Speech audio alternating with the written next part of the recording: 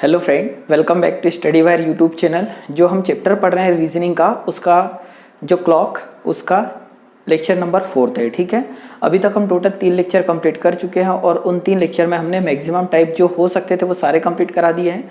2 से 3 टाइप बचे हुए हैं, जैसे मिरर इमेज हुआ, वाटर इमेज और कुछ क्वेश्चन और है, वो तो हम इस लेक्चर में देखेंगे। ठीक है, और जिन लोगों ने पिछले 3 लेक्चर नहीं देखे आप उन्हें देख लीजिए, तो इससे ये होगा वो 3 लेक्चर और एक चौथा। अगर ये चारों लेक्चर आप कंप्लीट कर लेते तो घड़ी नाम का जो चैप्टर है, क्लॉक नाम का, आपको कहीं से भी कुछ पढ़ने की आवश्यकता नहीं है। डायरेक्ट प्रैक्टिस सेट लगाओ, जो भी क्वेश्चन मिलेगा वो इन कॉन्सेप्टों से रिलेटेड ही रहेगा। ठीक है, तो हम चैप्टर स्टार्ट करते हैं, लेक्चर स्टार्ट करते। तो हमने जो पीछे पढ़ा था उसमें हम ये चीज़ पढ़ाना भूल गए थे। ठीक है, मतलब थोड़ा सा भूल हो गई थी कि इस प्रकार के क्वेश्चन जैसे कैसे 5 से 6 के मध्य 10 डिग्री का कोण कब बनेगा। ठीक है, 5 से 6 के मध्य दोनों सुइयों के बीच 10 डिग्री का कोण कब बनेगा, या हम ये बोल सकते हैं कि 110 डिग्री का कोण कब बनेगा दोनों सुइयों के मध्य। इस प्रकार के क्वेश्चन नहीं कराए थे तो वो हम सबसे पहले इसमें देख लेते हैं।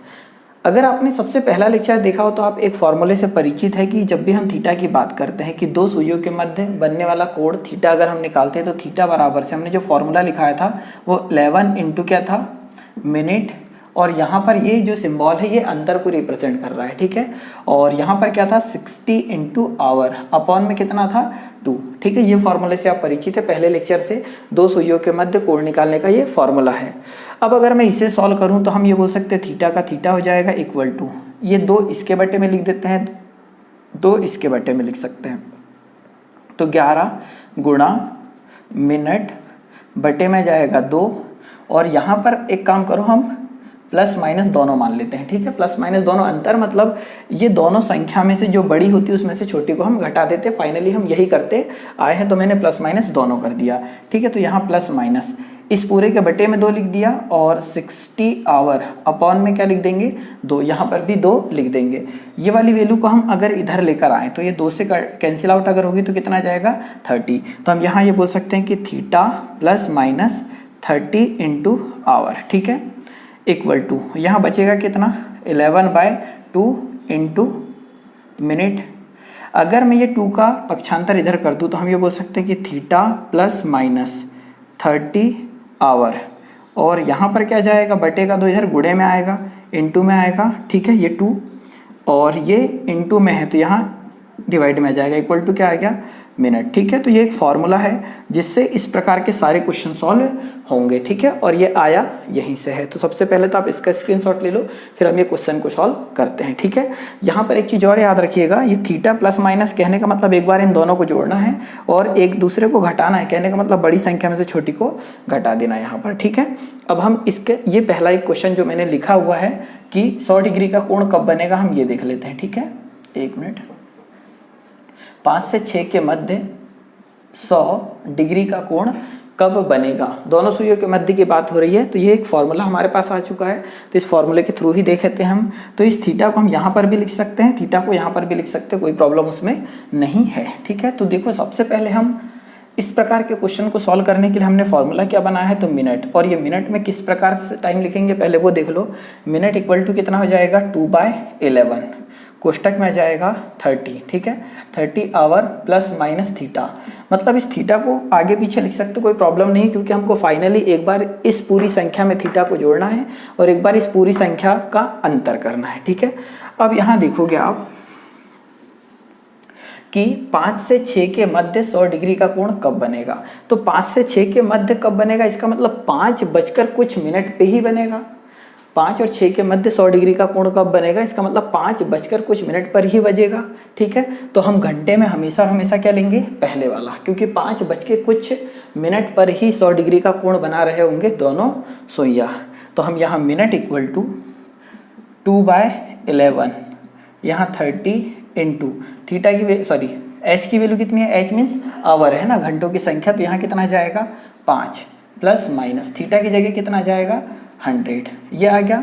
अब मिनट इक्वल टू हम यहाँ क्या करेंगे, एक बार 3 × 15 कितना जाएगा 150, 150, तो यहाँ मैं 150 लिख देता हूँ। तो 150 और 100 एक बार जोड़ोगे तो 2/11 गुणा में एक बार अगर जोड़ोगे तो कितना जाएगा 250, और एक बार इन दोनों का अंतर लेना है। तो 150 में से 100 घटाओगे तो कितना बचेगा 50। तो एक अगला कोण क्या निकलेगा 2/11। ठीक है, देखो 2/11 इंटू 150 में से 100 घटाओगे तो बचेगा 50।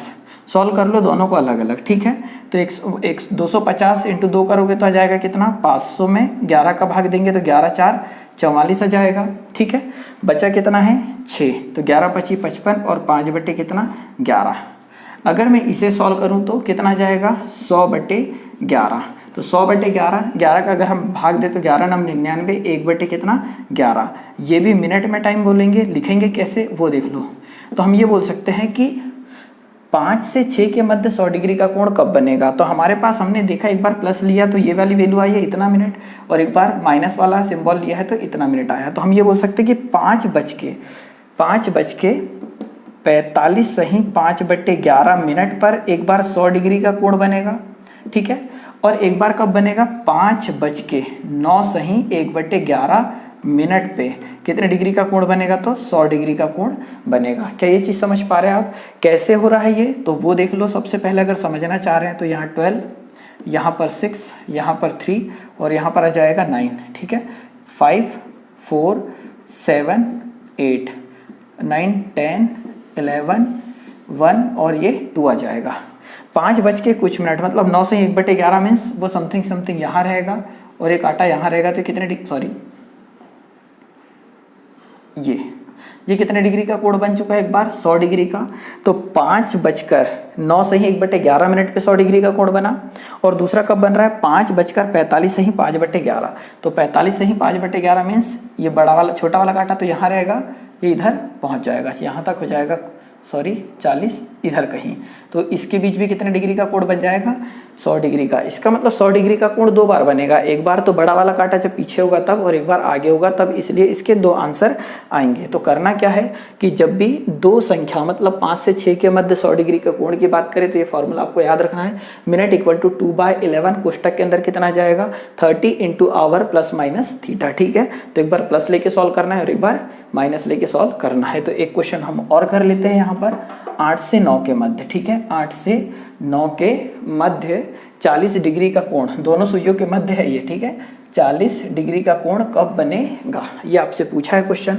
तो अगर आपको ये चीज़ समझ में आई है तो आप इसे सॉल्व करो, अदरवाइज आप यहाँ देख सकते हैं। ठीक है, तो काफ़ी सिंपल है। जिस प्रकार से हम 90 डिग्री के एंगल निकालते थे, जिस प्रकार से हमने सबसे फर्स्ट टाइप के जो क्वेश्चन देखे थे दोनों सुइयों के मध्य एंगल निकालना, उसी तरह से इसको भी सॉल्व किया जाता है। तो यहाँ मिनट इक्वल टू आ जाएगा 2/11, यहाँ 8, इस घंटे की जगह कितना लिखोगे 8। तो 8 तिया देखो 30 इंटू 8 प्लस माइनस कितना जाएगा 40। एक बार प्लस लोगे तो 8 तिया 24 कितना जाएगा 240 प्लस 40 तो 280। तो हम ये बोल सकते हैं 2/11 गुणित 280। और ये 240 में से एक बार 40 घटाओगे तो बचेगा कितना 200। तो 2/11 गुणित कितना 200। ये दोनों के दोनों मिनट की वैल्यू है। आगे सॉल्व करोगे तो यहाँ आ जाएगा 8 दूनी 16 का 6 बचेगा 1, 2 दूनी 4 और 1 5, 0 बटे में कितना 11। और आगे भाग दोगे तो 11 25 55 और 10 बटे कितना 11, ऐसी कुछ होगा। सॉल्व करोगे तो इसे सॉल्व करेंगे तो कितना आ जाएगा 400 बटे में कितना आ जाएगा 11। तो 11 तिया 33 आ जाएगा, बचेगा 7, 11 छंग 66 और 4 बटे कितना 11 मिनट। तो हम ये बोल सकते हैं कि एक बार कितने डिग्री 8 से 9 के मध्य 40 डिग्री का कोण कब बनेगा।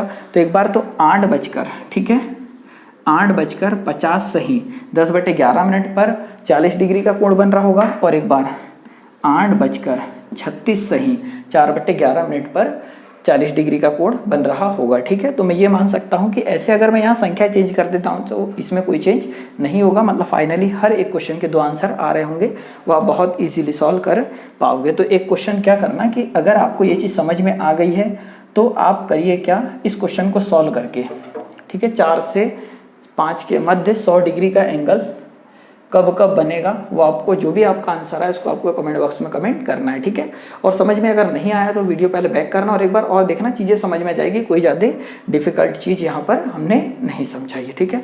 अब हम अगला जो टाइप बच गया है हमारा मिरर इमेज से रिलेटेड, वहाँ पर पहुँचते हैं। तो ये अगला क्वेश्चन है आपके सामने, ठीक है, मिरर इमेज से रिलेटेड करना कैसे है वो चीज़ हम देखते हैं। सबसे पहले इसका बेसिक देखते हैं कि एक घड़ी में समय हो रहा है 4:40 हो रहा है इस घड़ी के सामने की दीवार पर, ठीक है। यदि यहाँ घड़ी लगी तो इधर सामने की दीवार पर लगे दर्पण में देखने पर क्या समय दिखाएगी। सबसे पहले ये देखो कि अगर आप वहाँ से जब मुझे देख रहे हैं, ठीक है, तो मैंने यहाँ जैसे राइट हैंड उठाया, ठीक है, और अगर मैं दर्पण में देखूँ, ठीक है, आप भी दर्पण आपने हजारों लाखों बार आप देख चुके होंगे, बचपन से देख रहे हैं, तो जैसे ही अगर हम राइट हैंड उठाते हैं ऐसा करके, तो जो दर्पण है अगर हम उधर से देखें तो दर्पण वाला जो प्रतिबिंब बन रहा है वो कौन सा हैंड उठाता है, लेफ्ट हैंड उठाता है। अगर मैं यहाँ से लेफ्ट हैंड ऊपर करूँ तो वो अगर उधर से दिख रहा है, जैसे ये अगर मैं पलट जाऊँ तो वो कौन सा हैंड दिखा रहा होगा मुझे, राइट हैंड, ठीक है। इसका मतलब मैं अगर राइट उठा रहा हूँ तो वो उधर से देखेगा तो वो कौन सा होगा, लेफ्ट, और अगर मैं लेफ्ट उठा रहा हूँ तो वो उधर से अगर दिख रहा है हमें जो मिरर में तो वो कौन सा हो जाएगा, राइट हो जाएगा, ठीक है।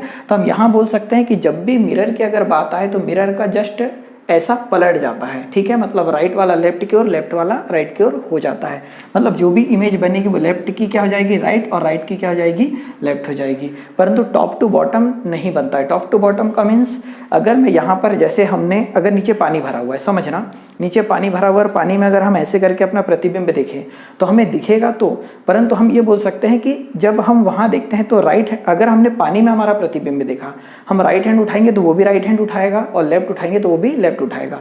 पर एक चीज़ वहाँ पर ये नोटिस करने वाली कि जब भी जल प्रतिबिंब बनता है तो टॉप टू बॉटम मीन्स अगर हम देखेंगे तो हमारा जो ऊपर का सिर है वो सबसे नीचे दिखाई देगा। मतलब ऊपर का जो हमारा ये सिर है पानी में अगर देखेंगे तो सबसे नीचे दिखाई देगा, और पैर जो हमारे सबसे नीचे है वो सबसे ऊपर दिखाएंगे, किसमें, पानी में। तो उसमें टॉप टू बॉटम की कंडीशन होती है। परंतु हम बात कर रहे हैं मिरर इमेज की, तो मिरर इमेज में जो लेफ्ट वाला है वो राइट हो जाता है और जो राइट वाला क्या होता है, लेफ्ट हो जाता है, ठीक है। तो सबसे पहले अगर मैं इसके बेसिक की बात करूँ कि बेसिक क्या होगा, फिर उसके बाद हम ट्रिक की इसकी बात करते हैं, ठीक है। तो एक घड़ी में समय क्या हो रहा है, 4:40। अगर मैं एक रियल घड़ी बना लूँ यहाँ पर, ठीक है, मतलब सपोज कि रियल ही है, तो यहाँ जाएगा 12, 3, 9, 6, 5, 4, 2, 1, 11 और 10, यहाँ जाएगा 8 और इधर आ जाएगा 7, ठीक है।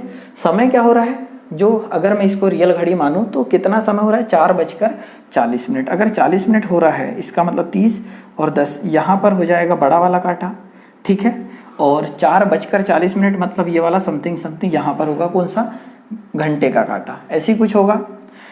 अब अगर हम इसे मिरर में देखें, ठीक है, मिरर में देखें तो मिरर यहाँ लगा देते हैं। मिरर हमेशा सामने होता है, तो सपोज अगर ये मिरर है, ठीक है, ये मिरर है, कोई दिक्कत नहीं, या तो इधर बना दो या तो इधर बनाओ। अगर ये मिरर है, जब यहाँ देखेंगे तो ऐसा पलट जाएगा, मीन्स जो घड़ी बनेगी वो इस प्रकार से बनेगी, गोल दिख रही है,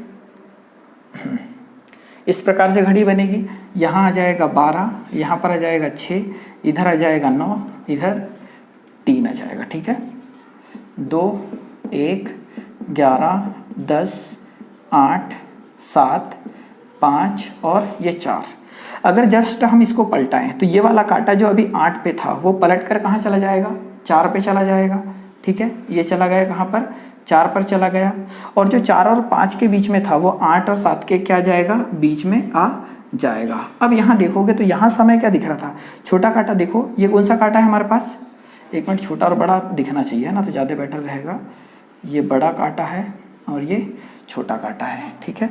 यहाँ पर भी हम बना लेते हैं, समय क्या हो रहा है, ये, तो ये कांटा हो जाएगा छोटा और ये हो जाएगा, एक मिनट, हाँ। अब ये देखोगे तो यहाँ 4:40 हो रहे थे, तो रियल टाइम कुछ इस प्रकार दिखेगा। जैसे हम इसको पलटाएंगे तो जो कांटा 8 पे था वो किस पे दिखने लगेगा, 4 पे दिखने लगेगा, मतलब कौन सा वाला, बड़ा वाला यहाँ पर, और ये दोनों का यहाँ दिखने लगेगा। मतलब हम ये बोल सकते हैं कि यहाँ पर समय क्या हो रहा था, 4:40, तो यहाँ पर हो रहा था 4:40 हो रहा था। अगर हम यहाँ देखेंगे तो अभी ये वाला, एक मिनट, हाँ, ये इधर छोटा कांटा यहाँ आ जाएगा ना, ये छोटा कांटा जाएगा और ये इधर बड़ा, क्योंकि छोटा कांटा यहाँ पर है तो जस्ट ऐसे पलटेगा तो ये छोटा वाला कांटा यहीं रह जाएगा और बड़ा वाला कांटा उस साइड चला जाएगा। तो यहाँ अगर आप देखोगे तो कितना टाइम हो रहा है, तो यहाँ 7 बजकर कितना मिनट दिखा रहा है, 20 मिनट। तो 7 बजकर कितना मिनट दिखा रहा है, 20 मिनट। मतलब अगर कोई मिरर में 4:40 हो रहा है तो उसको जब हम ऐसे पलटाएंगे तो यहाँ कितना दिखने लगेगा, 7:20 दिखने लगेगा। ये समझ में आया तो अच्छी बात है, नहीं आया तो समझो। हमने क्या करा कि 4:40 जिस घड़ी में हो रहा था उसको मिरर में जैसे ही देखा तो 7:20 का समय दिखा रही थी। अगर मैं यहाँ एक चीज़ करूँ कि जो रियल टाइम है 4:40 और जो प्रतिबिंब में आया है 7:20, अगर इन दोनों को जोड़ दूँ तो आ जाएगा कितना, 11:60। कितना जाएगा, 11:60 आ जाएगा। क्या ये चीज़ समझ पा रहे हैं? तो जब भी अगर हमको ये बोल दे कि एक घड़ी में कोई समय दिखा रहा है, अगर हम उसको दर्पण में देखें तो क्या समय दिखाएंगे, तो हमेशा और हमेशा आप करना क्या,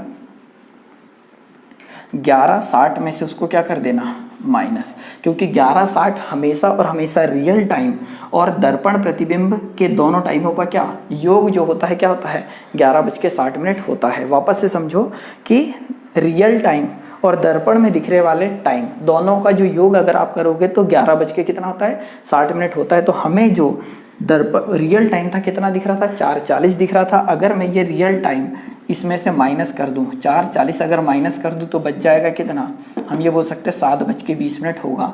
इसका मतलब अगर हम रियल घड़ी में 4:40 हो रहा है, उसको अगर दर्पण में देखें तो क्या टाइम दिखाएगी, 7:20 दिखाएगी। ठीक है, आई होप आप चीज़ें समझे होंगे। एक क्वेश्चन और करते हैं। सपोज ये अगला क्वेश्चन होता हमारे पास कि एक घड़ी का जो समय है वो कितना है, 5:20 हो रहा है। 5:20 हो रहा है, अगर उसको हम सामने की दीवार पर लगे दर्पण में अगर देखें तो प्रतिबिंब में क्या समय दिखाएगी। तो हम इतना जानते हैं कि कोई भी समय हो 11:60 में से क्या कर देना है, माइनस कर देना है। तो रियल टाइम क्या दिखा रही है, 5:20। तो 5:20 क्या कर दें, माइनस कर देंगे तो आ जाएगा कितना, हम 5 अगर माइनस करोगे तो 6:40 का समय दिखाएगी। तो ये होगा क्या आंसर, समझ पा रहे हैं। अगर मैं ये बोल देता कि किसी घड़ी में 8:55 हो रहा है, 8 बज के क्या हो रहा है, 55। अगर इसको प्रतिबिंब में देखें, मतलब क्वेश्चन जस्ट यहाँ चेंज कर देते हैं हम, 8 बज के कितना हो रहा है, 55 हो रहा है। घड़ी में 8:55 हो रहा है तो प्रतिबिंब में समय क्या दिखाएगी घड़ी। तो हमें करना क्या है, कुछ नहीं करना है, 11:60 में से कितना माइनस कर दोगे, 8:55 क्या कर दोगे, माइनस कर दोगे तो बच कितना जाएगा, 3:05 दिखाएगी। ये चीज़ समझ पा रहे हैं आप। तो मैं ये बोल सकता हूँ कि अगर मैं कोई भी समय दे दूँ आप उसे सॉल्व कर पाओगे, वो भी बहुत आसानी से। 1:30 हो रहा है, ठीक है। अगर किसी घड़ी का समय 1:30 हो रहा है तो मिरर में क्या दिखाई देगा, तो 11:60 में से क्या कर देना है, 1:30 को माइनस कर दोगे तो कितना जाएगा, 10:30 का समय दिखाएगी। तो ये क्या होगा, आंसर होगा। अब यहाँ एक चीज़ समझने वाली है, ठीक है। ये चीज़ तो आप बहुत आसानी से कर रहे होंगे। अगर मैं बोलता कि 11:15 हो रहा है, 11:15 हो रहा है, तो अगर हम इससे, ये टाइमिंग हो रही है घड़ी में, ठीक है, 11:15 हो रहा है। अगर हम इसे मिरर में देखें तो वहाँ पर क्या समय दिखाएगी। तो अब इसे अगर आपने ये चीज़ समझ में आ गई होगी तो आप इसे सॉल्व करके देखो, ये भी आसानी से आ जाएगा, कोई बड़ी चीज़ यहाँ पर नहीं है। तो हमने ये बोला कि 11:कितने में से माइनस करना है, हमेशा और हमेशा 11:60 योग होता है रियल टाइम और मिरर के टाइम का योग 11:60 होता है। अगर इस टाइम में से ये वाला माइनस कर दूँ, कितना माइनस करना है, 11:15 माइनस करना है। तो यहाँ कितना बच जाएगा, 5, 4, 11 में से 11 जाएगा 0। तो 0:45 कभी होता है क्या, तो हाँ होता है। यदि आप कभी भी स्टेशन पे गए होंगे तो 0:45 कब दिखाता है, तो 0:45 दिखाता है कब, जब 12 बजे हो। तो हम ये बोल सकते हैं कि 12:45 वो समय दिखाएगी। तो जब 0 आ जाए तो 0 को क्या मान लोगे, 12 क्यों मान लोगे, क्योंकि जब 0:45 हो रहे हैं, इसका मतलब जब भी आप 24 घंटे वाली घड़ी की अगर हम बात करें जो डिजिटल वॉच होती है, तो उसमें जब भी आप टाइम देखोगे तो वो क्या दिखाएगी, 0:45 मतलब रात के 12:45, ठीक है। तो ये चीज़ समझ पाए, जब 11 में से 11 अगर 0 आ रहा है तो 0 को क्या लिख दोगे, 12 बज के। वैसे अगर मैं यहाँ लिख देता कि 11 हो रहा है 36, ठीक है। अगर मैं इसको दर्पण में देखूँ तो कितना समय दिखाएगी, तो वापस से माइनस किससे करना है हमको, 11:60 में से माइनस करना है कितना, 11:36 माइनस करना है। तो ये तो आ जाएगा 0 और इधर माइनस करोगे तो आ जाएगा 4 और यहाँ जाएगा 2। तो 0:24 नहीं, इसको हम क्या बोल देंगे, 12:24 का समय दिखा रही होगी घड़ी, ठीक है। ये चीज़ आप समझ गए, वेरी गुड। अगर यहाँ तक आप समझ चुके हैं तो अब आगे ये चीज़ देखो कि अगर समय इस प्रकार का हो रहा होता कि समय हो रहा होता 12:25 5 मिनट, ठीक है।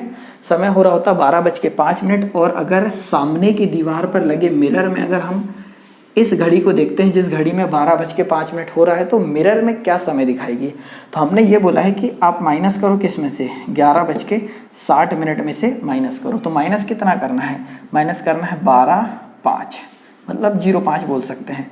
तो इधर तो आ जाएगा कितना 55, ठीक है। 12:05 को अगर माइनस करोगे तो इधर तो आ जाएगा 55, 60 में से 5 गया 55, 11 में से 12 जाएगा तो माइनस का कितना आएगा 1। और जब माइनस का 1 आए, कहने का मतलब कि जो घड़ी है माइनस का अगर 1 आ रहा है तो घड़ी कहाँ चली गई है, इधर वापस चली गई है। तो माइनस का 1 मतलब 12 में से 1 घटाओगे तो यहाँ कितना जाएगा 11। तो घड़ी में कितना समय दिखा रही होगी, 11:55 दिखा रही होगी, ठीक है। अगर ये भी समझ नहीं पाए तो एक क्वेश्चन और देखो ये, ठीक है। अगला क्वेश्चन है कि अगर घड़ी में 12:15 हो रहा है तो मिरर में वो समय क्या दिखाई देगा अगर वो मिरर सामने लगा है, कहाँ पर, सामने की दीवार पर।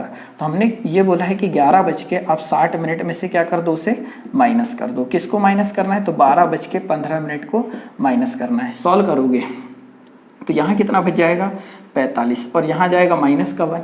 माइनस का 1 मतलब घड़ी 12 से जस्ट 1 घंटे पीछे है। तो 1 घंटे पीछे मीन्स कितना बोलोगे, 11:45। तो हम ये बोल सकते हैं कि अगर कोई घड़ी में 12:15 हो रहा है तो उसमें मिरर में टाइम क्या हो रहा होगा, तो 11:45 हो रहा होगा। तो हम ये बोल सकते हैं कि मिरर से रिलेटेड कैसे भी क्वेश्चन इसी प्रकार से पूछेगा, हमेशा 11:60 में से क्या कर देना, माइनस करना है, वही आपका क्या होगा आंसर, ठीक है। ये एक अगला क्वेश्चन आपके सामने बहुत बेसिक सा है। हम ये बोल सकते हैं कि 5वीं 6वीं का बच्चा भी अगर इसे ध्यान से करे तो आंसर इसका ला सकता है। तो क्वेश्चन, सबसे पहले क्वेश्चन पढ़ लीजिए कि एक घड़ी 1 घंटे में 1 बार, जैसे वो घड़ी रहती थी ना, टन टन बजती थी, जो इस प्रकार की घड़ी, यहाँ पर घड़ी होती थी, इधर एक पेंडुलम होता था। जब जैसे 1 बजता है तो वो 1 बार टन बोलती है, जैसे 2 बजता है वो 2 बार टन टन बोलती है, 3 अगर बजता है तो वो 3 बार टन टन टन बोलती है। वैसे 7 बजेगा तो 7 बार टन टन टन टन टन टन कितने बार, 7 बार बोलेगी। तो उसी प्रकार जब 12 बजेंगे तो 12 बजे कितने बार टन टन बोलती है, 12 बजे टन टन बोलती है। तो वो यही इसी प्रकार इसी घड़ी पर बेस है ये क्वेश्चन कि एक घड़ी 1 घंटे में 1 बार, 2 घंटे में 2 बार, 3 घंटे में 3 बार व 12 घंटे में 12 बार बजे, मतलब टन टन बजने की बात हो रही है।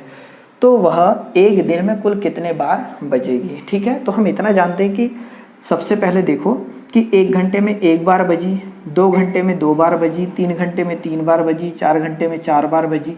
उसी प्रकार 10 घंटे में 10 बार, 11 घंटे में 11 बार और 12 घंटे में 12 बार अगर ये बजी है, ठीक है।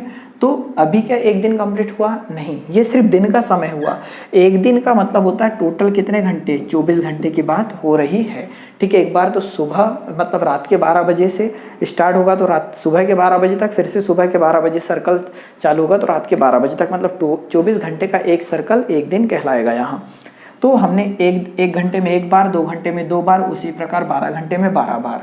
तो हमने यहाँ से यहाँ तक संख्या तो जोड़ ली और इसमें अगर मैं 2 का गुणा करूँ तो ये पूरा का पूरा दिन का समय हो जाएगा कि दिन के 1 बजे में 1 बार, 2 बजे में 2 बार, 3 बजे में 3 बार, 12 बजे में 12 बार। तो दिन में अगर इतने बार बजी है तो एक बार रात का भी पूरा सर्कल हुआ होगा, मतलब इस प्रकार की घटना कितने बार घटेगी, 1 दिन मतलब 24 घंटे के पूरे सर्कल में 2 बार घटेगी, इसलिए 2 का क्या कर दिया गुणा। या तो इन सब का एक योग कर लो या तो फॉर्मूला बहुत अच्छे से जानते होंगे, ठीक है। मैथ्स अगर आपका थोड़ा भी अच्छा होगा तो क्रमागत संख्या के योग का एक फॉर्मूला होता है, ठीक है।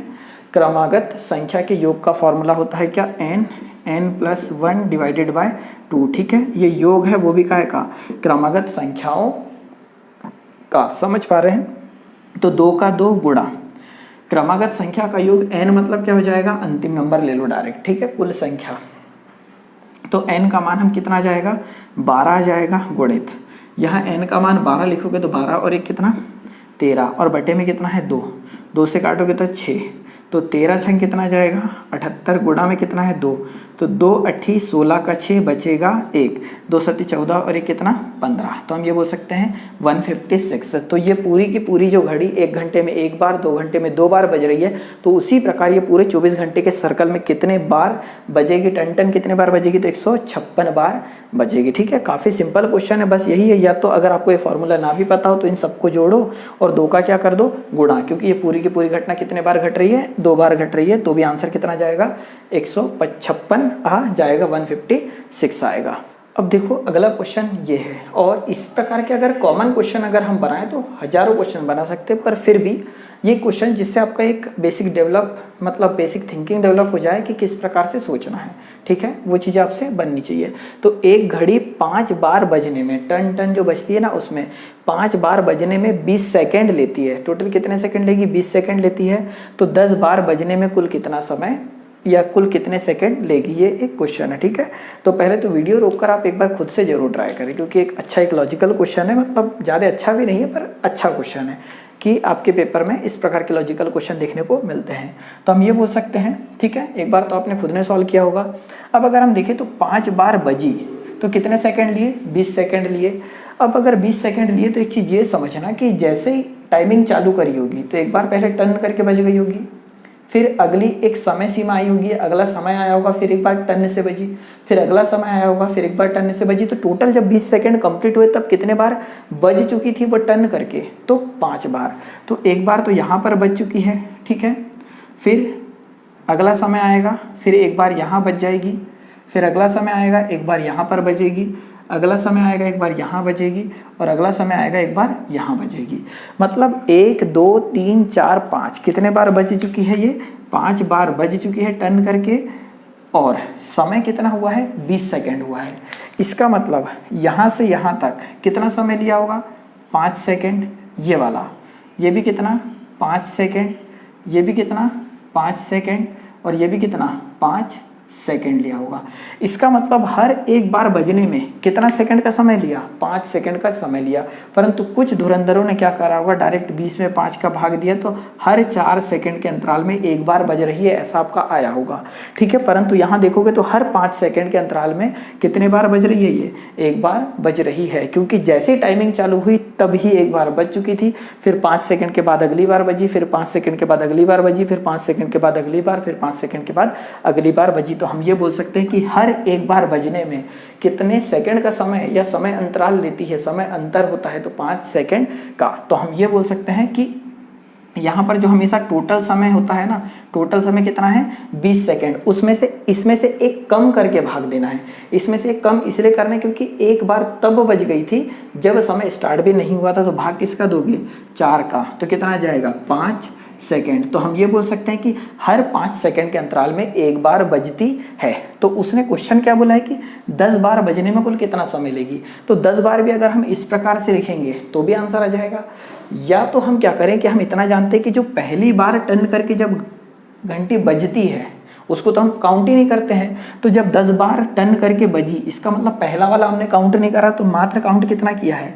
9 बार। और 9 बार जो बजी है टर्न करके वो हर 5 सेकंड के अंतराल में बजी है। इसका मतलब मैं इसमें 5 सेकंड का क्या कर दूं? गुणा कर दूं।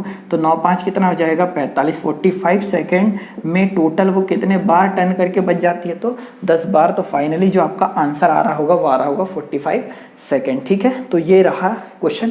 अच्छा क्वेश्चन, इस प्रकार के लॉजिकल क्वेश्चन आपको देखने को मिलेंगे, और ये एलसीएम एचसीएफ में मैथ्स जो पढ़ते हैं वहाँ पर भी इस प्रकार के क्वेश्चन देखने को मिलते हैं।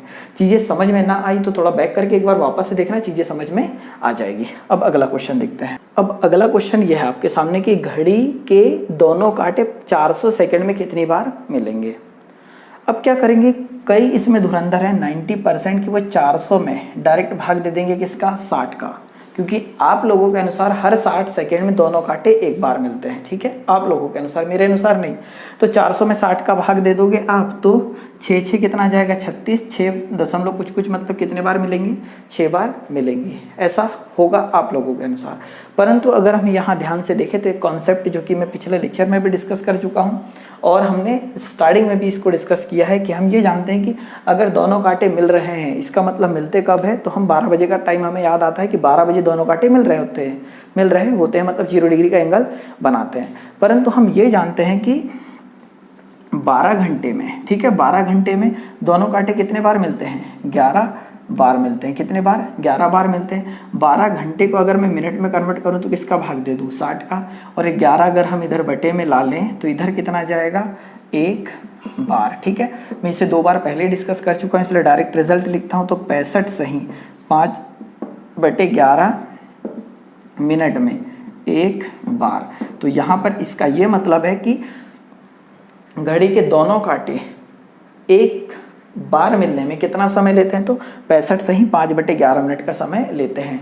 या तो हम ये बोल सकते हैं कि मिनट और घंटे का काटा एक बार मिलने में मतलब ओवरलैप होने में कितना समय लेते हैं, तो 65 से ही 5/11 मिनट का समय लेते हैं। ठीक है, तो अब हम करेंगे क्या कि इस 400 में भाग देंगे किसका, 65 से ही 5/11 का। ठीक है, तो मैं इसको मिटा रहा हूँ, चाहो तो आप इसे उतार सकते हैं। तो हम 400 में 60 का भाग ना देते हुए किसका भाग देंगे, तो 400 मिनट में कितने बार मिलेंगे ये हमसे बोला है, तो 400 में हम भाग दे देंगे किसका, 65 से ही 5/11 का। आगे अगर हम सॉल्व करेंगे तो 400 बटे में इन दोनों का गुणा करोगे और इधर जोड़ोगे तो आ जाएगा कितना, 720 बटे में क्या है 11, बटे का 11 सॉल्व करोगे तो कहाँ आ जाएगा, यहाँ मल्टीप्लाई में आ जाएगा। 0 से 0 काट दोगे तो 8 9 72, 8 पंचे 40, 11 पची कितना आ जाएगा 55, 55 बटे कितना 9, तो 9 6 54।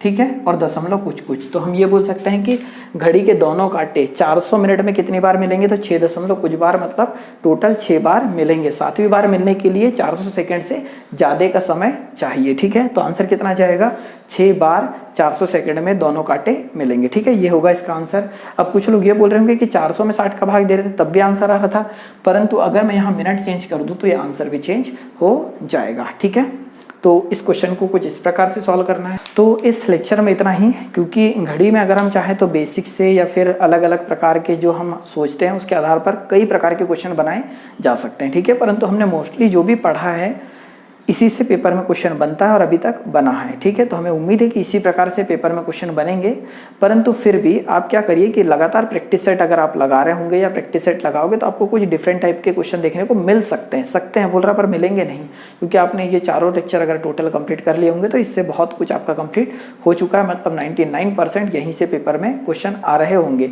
और अगर आएगा तो कुछ इस प्रकार के बेसिक क्वेश्चन बन सकते हैं, तो वहाँ पर आपका थोड़ा भी नॉलेज है, जो मैंने बेसिक चीज़ें समझाई अगर वो आप अप्लाई करते हैं तो वो सारी चीज़ें आपसे बन जाएगी। ठीक है, तो इस लेक्चर में इतना ही, अगले लेक्चर में जल्द ही मुलाकात होगी हमारा। ठीक है, अगले चैप्टर में। तो वीडियो अगर अच्छा लगा तो इसे लाइक और शेयर जरूर करें। वीडियो देखने के लिए बहुत बहुत धन्यवाद। जय हिंद, जय भारत।